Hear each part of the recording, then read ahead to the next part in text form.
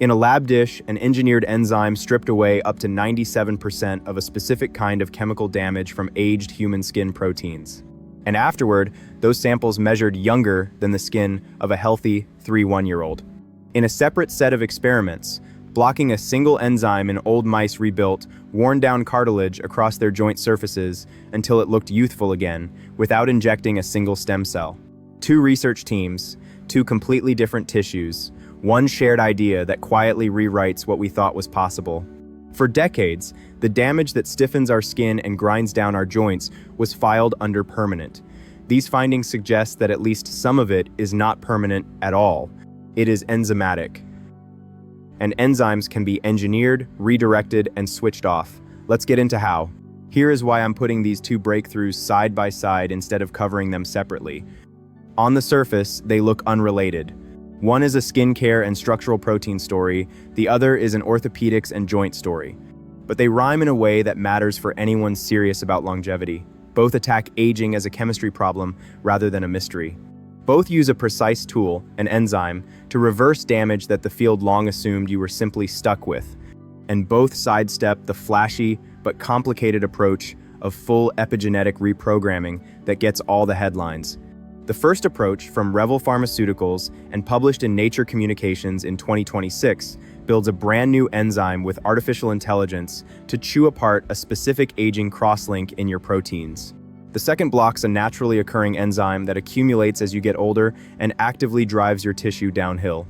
One adds a tool your body never had, the other removes a saboteur your body made itself. Same underlying philosophy: find the exact molecular lever and pull it with precision instead of a sledgehammer. Let's start with the skin story, because the way they built this thing is genuinely wild. First, the problem it targets. Every day, sugar molecules in your body bump into proteins and stick to them in an uncontrolled chemical reaction called glycation. When those sugars lock on permanently, they form what scientists call advanced glycation end products, or AGEs. The specific one this research focuses on is carboxymethyl lysine, abbreviated CML. Think of your collagen as a mattress made of long, springy coils. Glycation is like someone welding random little metal staples between the coils. A few staples, no big deal. But these welds accumulate over decades in your longest-lived proteins: the collagen in your skin, the crystalline in the lens of your eye, the elastic tissue in your arterial walls. And they never get cleaned up, because your body has no efficient way to remove them. The result is stiffness. Skin loses its bounce, arteries harden, the lens clouds. And it gets worse, because these cross-linked proteins don't just sit there quietly. They activate a receptor called RAGE, which switches on chronic, low-grade inflammation. So, glycation damage is both a mechanical problem and an inflammatory one. It's considered one of the core reasons structural tissue ages the way it does. Now here's the clever part. The Revel team wanted an enzyme that could find these CML crosslinks and cut them out, essentially unwelding the staples. No such enzyme exists in human biology. So they went looking for one across the entire universe of possible proteins using AlphaFold, the AI system that predicts a protein's three-dimensional shape from its genetic sequence. They screened roughly 45,000 predicted protein structures, hunting for candidates whose shape looked like it could grab and break down a CML-modified target. Finding a promising shape is only the start. A protein that looks right in a computer prediction is usually clumsy and weak in reality. So, they took their best candidate into the lab and ran it through 5 rounds of directed evolution in bacteria. Directed evolution is basically accelerated natural selection in a test tube. You introduce mutations, keep the versions that do the job a little better, mutate those again, and repeat generation after generation until you've sharpened a mediocre enzyme into a specialist.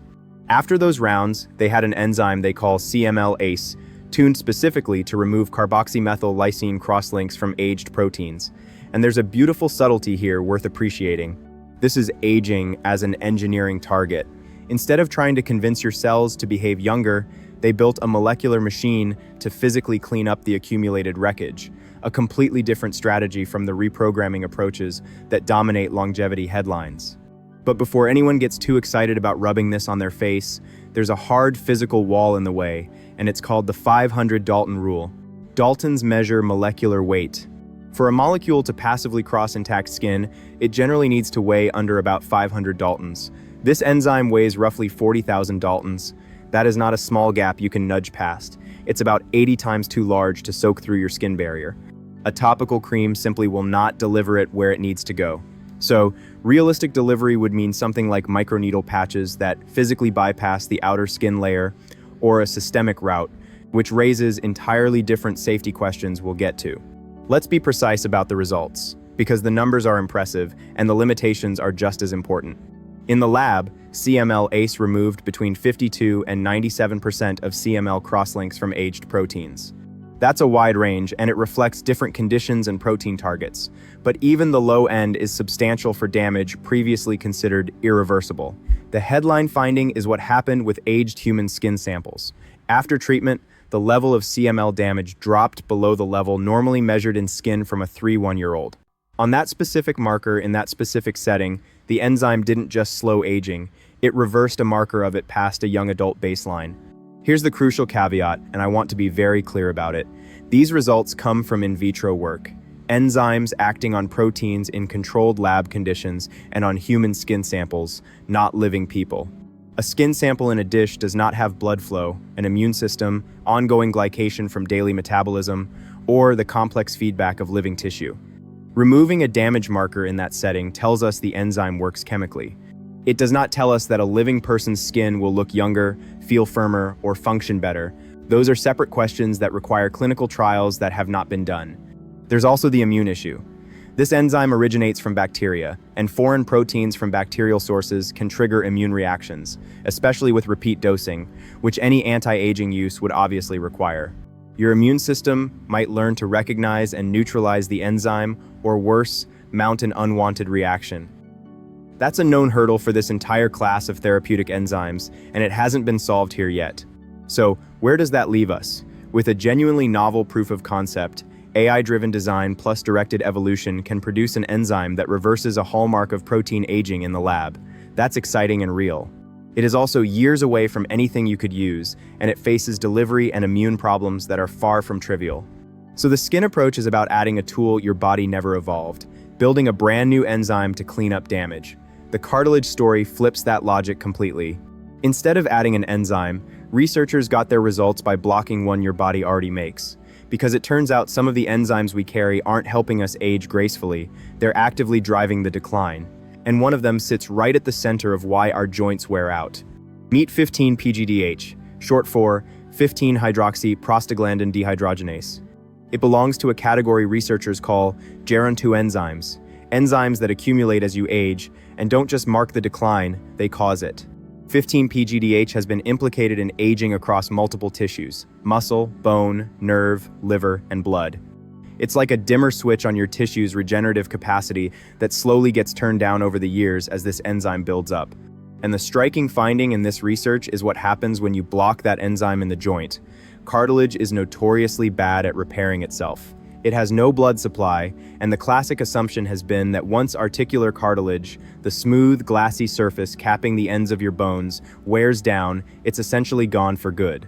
That's the whole tragedy of osteoarthritis. So the expectation was that any regeneration would have to come from recruiting stem cells to build new tissue from scratch. That's not what happened, and this is the part that genuinely surprised me. When researchers blocked 15-PGDH in aged mice, cartilage thickness was restored across the joint surfaces back toward youthful levels, and it happened without stem cell activation. Instead, the existing cartilage cells, called chondrocytes, reprogrammed their own gene expression. They didn't get replaced, they changed their behavior. The cells that were already sitting there, producing low-quality tissue and degradation signals, essentially got a memo telling them to start acting young again. The gene expression numbers paint a clear picture. In the treated aged mice, the population of chondrocytes cranking out cartilage degradation genes dropped from 8% down to 3%. Meanwhile, the cells producing high-quality articular cartilage rose from 22% all the way up to 42%, nearly doubling. So you're seeing a genuine shift in the working identity of the tissue. Fewer cells tearing things down, far more cells building good structure. That's regeneration driven by reprogramming what's already present, not by adding new raw material. There was a third experiment that I find especially interesting from a prevention angle. Researchers took young mice and gave them ACL tears, the same knee injury that reliably leads to osteoarthritis in humans and animals alike. The young mice treated with a 15-PGDH inhibitor did not develop osteoarthritis within the 4-week window of the study, while the untreated control animals did. So this enzyme isn't only a target for reversing existing damage in old joints. Blocking it appeared to protect a young, injured joint from going down the osteoarthritis path in the first place. And the researchers didn't stop at mice. They also took human cartilage from osteoarthritis patients and treated it in the lab with a 15-PGDH inhibitor. After just 1 week, that human tissue showed early signs of regeneration. That's an important bridge, because it suggests the mechanism isn't a quirk of mouse biology. The same enzyme in human cartilage responded in the direction you'd hope. Let me lay out both the strength and the limits here honestly, because the temptation to overread animal data in this field is enormous. The strengths: full restoration of cartilage, thickness in aged mice, a clear and measurable shift in chondrocyte gene expression rather than vague hand-waving, prevention of post-injury osteoarthritis in young mice, and early regenerative signs in actual human osteoarthritic tissue in the lab. Now the caveats, and they're serious. The reversal and prevention results are in mice. Mouse joints are tiny, they bear weight completely differently, they heal on different timelines, and their cartilage biology is not identical to ours. A 4-week protection window in a mouse is not the same as decades of wear and tear loading in a human knee. Mechanical loading in particular matters enormously for cartilage. It's the constant grinding force of a 180-pound body walking around for years, and a mouse simply doesn't replicate that stress. So the leap from a restored mouse joint to a restored human joint is a real leap, not a formality. The human data we have is from cartilage samples in a dish, promising, but again, not a living person walking on a regenerated knee. There's a big difference between a tissue sample showing regenerative gene activity over 1 week and a patient's joint actually rebuilding functional, load-bearing cartilage over months. As for timeline, the realistic estimate for this kind of intervention reaching human clinical use is on the order of 2 to 4 years just to move meaningfully through trials, and that's optimistic. Drug development is brutal, and plenty of interventions that looked perfect in mice never make it. This information is for educational purposes only. Always consult your doctor before making any changes to your diet, supplements, or medication. So, what do you actually do with this today? Honestly, the most important practical point is a boundary. Neither of these treatments is available or approved for human use, and neither should be sought out outside of a properly run clinical trial. If a supplement or clinic claims to offer either, that's a red flag worth walking away from. What you can do is get smarter about the underlying biology these breakthroughs are targeting. Glycation is driven heavily by chronic blood sugar exposure, so the same fundamentals that help your metabolism, managing post-meal glucose spikes, staying active, not living on refined sugar, are the levers you actually control right now for reducing new AGE formation. For joints, maintaining healthy cartilage loading through consistent, sensible movement and managing body weight remains the evidence-backed foundation. If you have osteoarthritis or a past joint injury, this is a conversation to have with your doctor, and it's worth asking whether any legitimate clinical trials are recruiting. What makes these two studies worth remembering isn't the specific enzymes, it's the shift in strategy they represent. Aging damage that we filed under permanent is starting to look like editable chemistry, whether that means building a tool to remove the wreckage or silencing an enzyme that's sabotaging repair from the inside. That's a different mental model than swallowing another supplement and hoping. I'll be tracking whether either of these clears the jump from the lab bench into real human trials, because that's the step where most beautiful ideas either prove themselves or quietly fall apart, and it's the step I'm most curious to watch.